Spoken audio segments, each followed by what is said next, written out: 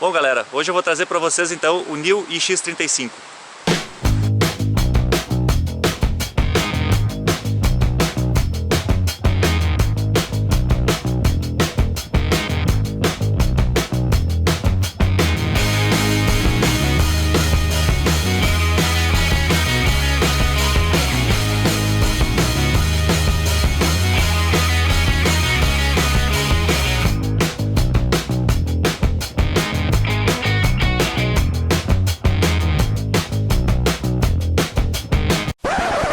Tchê, se tu ainda não é inscrito no meu canal, clica nesse botão aqui embaixo e te inscreve. Isso vai me dar uma baita ajuda. Então tá, vamos lá, vamos continuar com o vídeo. Essa versão da New iX35, na verdade, ela é quase um facelift da versão antiga, né? Lá nos Estados Unidos, por exemplo, já mudou, e inclusive aqui pro Brasil ela veio como New Tucson, né? A iX35 de lá é totalmente diferente dessa que a gente tem aqui. Ela não trouxe grandes novidades, ela trouxe basicamente os faróis de LED, um novo desenho da dianteira, né, o que tornou ela realmente bem mais bonita, né? Mas por dentro e suspensão, caixa, tudo mais, é tudo basicamente a mesma coisa. O carro não mudou muito em relação à versão anterior. Então esse carro está posicionado numa faixa intermediária de SUVs da Hyundai, né? Porque ele está posicionado entre o Creta e a New Tucson, né? Então ele hoje é um valor intermediário, ele custa de 100 a 130 e poucos mil reais, né? Esse aqui é a versão GL, a versão intermediária mesmo. É a versão que já vem com start-stop, controle de estabilidade e tudo mais. E eu quero mostrar para vocês então como é que esse carro é. A partir da versão intermediária, a chave desse carro é uma chave presencial, né? A versão de entrada é canivete. Essa aqui tu não precisa usar ela para abrir as portas, né? Claro, ela tem as opções de abrir aqui ou fechar e também abrir o porta-malas, né? Também abre por aqui pela chave. Mas se tu só tiver com ela no bolso e se aproximar do carro, aperta no botãozinho que ela vai abrir. Uma das coisas que eu percebo nesse carro, que eu não gosto realmente quando acontece isso, é a dificuldade para fechar a porta. Se tu só fechar ela assim, ó, sem botar realmente força, ela realmente não fecha. Assim como os seus concorrentes, ele também não tem um porta-malas muito grandes, né? É um porta-malas de 456 litros, mas esses 456 litros eu acredito que seja só até a tampa. Se recolher ela,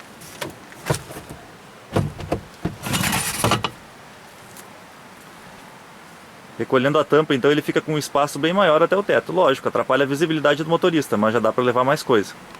Uma coisa muito útil que esse carro tem é a tomada 12 volts atrás. Isso para quem vai levar, por exemplo, uma geladeira ou alguma coisa assim, né, para acampar, é muito prático, né? Uma das grandes críticas desse carro é o motor, né?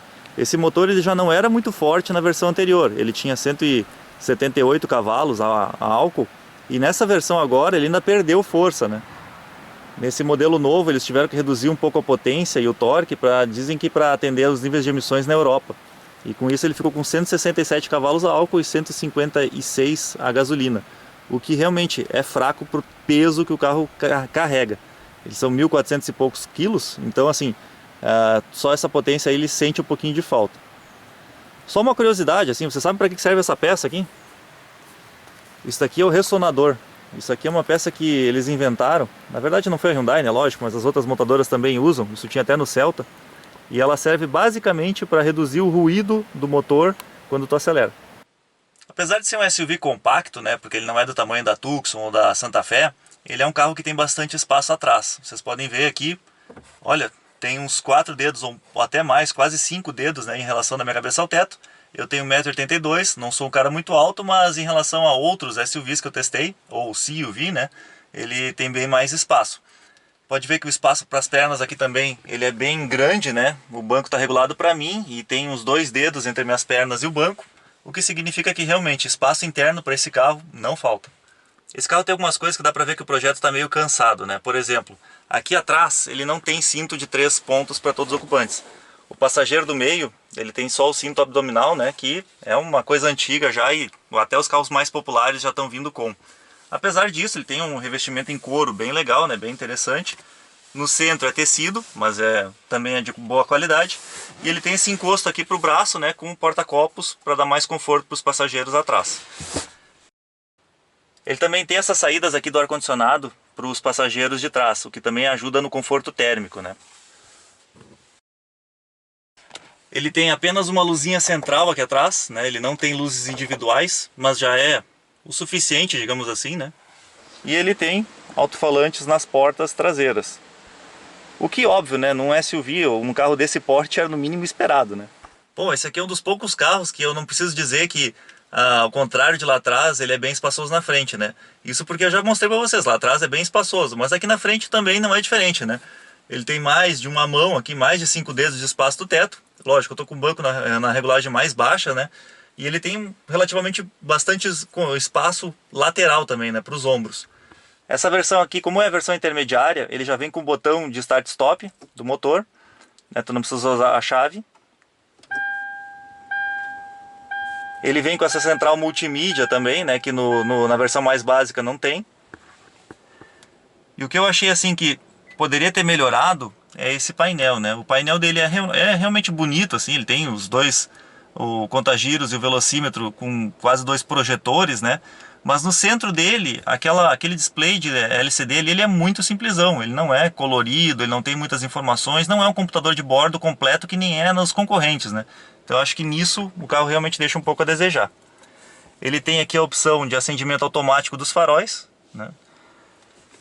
O ar-condicionado dele não é um ar-condicionado digital, nem dual zone, né? Mas ele funciona relativamente bem, assim, o que eu estava usando aqui ele estava muito bom.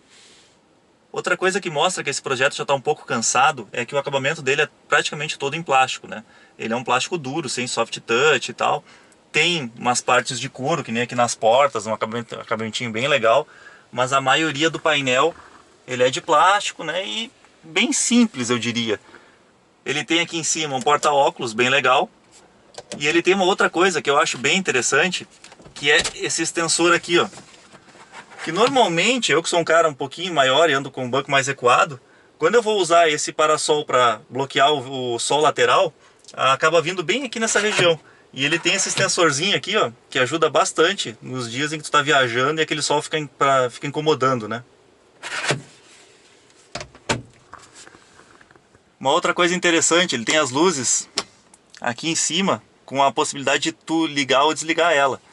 E o espelhinho aquele famoso, né? As luzes de leitura, elas são individuais e muito bem posicionadas. De noite, essas luzes não atrapalham nem um pouco o motorista. Essa central multimídia dele é um pouquinho mais antiga, né? Um pouquinho mais defasada em relação à concorrência, por exemplo. Não tem conectividade com Android Auto, nem o Apple CarPlay, mas ele tem um navegador relativamente bom, né? Eu estou aqui numa cidadezinha de interior, onde é bem complicado de ter mapas, e ele tem o mapa da rodovia onde eu estou. Funciona, né, com rádio AM, FM, tem leitor de DVD, tem a conexão Bluetooth e tudo mais. Então assim, ela funciona bem, ela só não tem todas as tecnologias atuais que os outros têm, né? O volante desse carro também é super equipado, né? Ele reúne praticamente todos os comandos à mão. Então tu tem comandos do rádio, tu tem comandos do Bluetooth, do telefone, para mexer aqui no Cruise Control, ou seja, o piloto automático, né? Então tu pode ligar, cancelar e mexer na velocidade. Então assim, tudo que tu precisa está bem à mão nesse carro, né? Pelo menos isso, ele está bem atualizado. E ele tem aqui embaixo uma coisa que eu acho bem legal, que ele tem 2 saídas de 12 volts, né? E isso pode parecer besteira, mas hoje em dia, como a gente está usando cada vez mais celular e outros aparelhos, então esse tipo de saída aqui, esse tipo de tomada dupla, ela é bastante útil. Ele ainda tem esse encosto aqui, né, do braço, que na verdade é um porta-trecos, com uma bandejinha removível, que eu achei bem legal, assim, porque facilita na hora de limpar, né? E o que é melhor, olha só como ela fica, ela deve ter uma molinha aqui dentro, ó, que ela é extremamente leve, ela praticamente para na posição que tu quer, né? Tu não precisa fazer esforço nenhum para levantar. Outra coisa que eu não gostei também, o controle elétrico dos vidros, ele só funciona com a descida automática para o motorista. Para os outros, ele não tem nem essa opção nem da descida, né? Então assim, eu acho que um carro desse porte, desse nível, desse preço, deveria vir com a opção de descida e subida automática com um toque, né?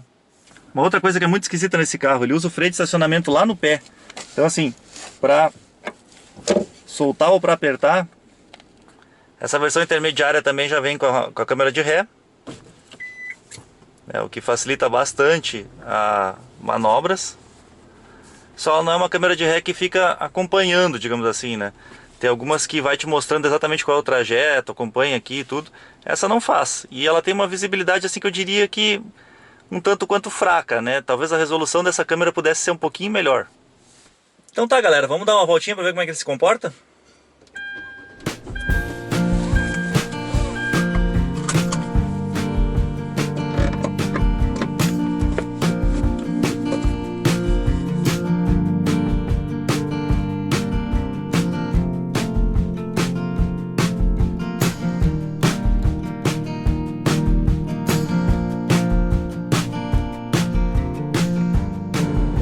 Bom, eu já tinha falado antes, né, que o motor desse carro, ele realmente perdeu um pouco de potência e tu consegue sentir isso à medida que tá andando.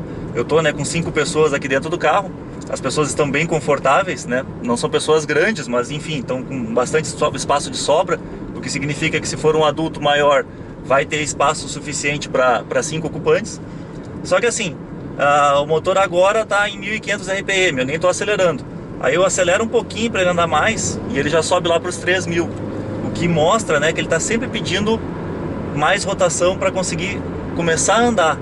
Então assim, eu acho que realmente esse carro ele merecia um motor um pouquinho mais forte do que esse, né? Apesar disso, ele tem uma transmissão de 6 marchas automática, convencional, extremamente confortável. As trocas de marcha entre elas são praticamente imperceptíveis e super rápidas, né? Esse carro ele tem um detalhezinho que a maioria dos carros nacionais já perdeu e que eu acho extremamente útil e importante, que é essa faixa mais escurecida no para-brisas, né? Isso porque o sol ele realmente me incomoda quando eu estou dirigindo na estrada e dá aquele reflexo mais forte. E eu não sei por que as montadoras não estão mais tendo isso na maioria dos carros, né? A direção desse carro aqui ela é extremamente leve, né? Uma direção elétrica extremamente sensível. Eu já vi algumas pessoas reclamando que ela é meio lenta e tal. Eu não percebi, tá? Eu percebi ela bem leve, realmente muito bem calibrada e na medida do necessário. Esse carro ele tem suspensões um pouco mais altas e assim, quando a gente passa, por exemplo, num quebra-molas ou anda numa estrada de chão com buracos, né, que é o normal do nosso país onde a gente vive, ela não chega a ser uma suspensão dura.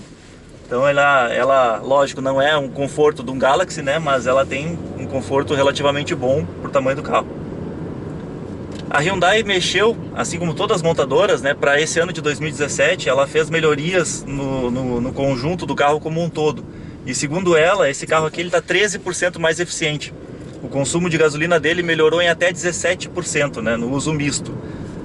Isso tudo tem a ver com o Inovar Alto, onde ou as montadoras faziam isso, ou elas não iam ganhar certos benefícios fiscais. Então é lógico que eles iam trabalhar em cima disso. Mas ainda assim esse carro está com um consumo assim, relativamente elevado, né? Aqui andando numa cidade estrada, ele está fazendo de 11 a 12 km por litro. Não é um consumo bom perante os concorrentes. E principalmente, né, perante ao motor que não tem muita força, né? Eu acho que até tem muito a ver com isso. O fato de ele trabalhar em giro mais alto, com certeza aumenta o consumo dele. Então tá, galera. Se vocês tiverem mais alguma dúvida ou pergunta, faça aqui embaixo nos comentários que na medida do possível eu vou responder a todos. Valeu! Valeu!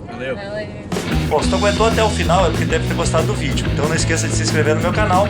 E se quiser acompanhar novidades, pode também curtir a página no Facebook e seguir ela no Instagram, né? Ali eu vou começar a postar novidades, erros de gravação e enfim, outras curiosidades que vão acontecendo ao longo das filmagens.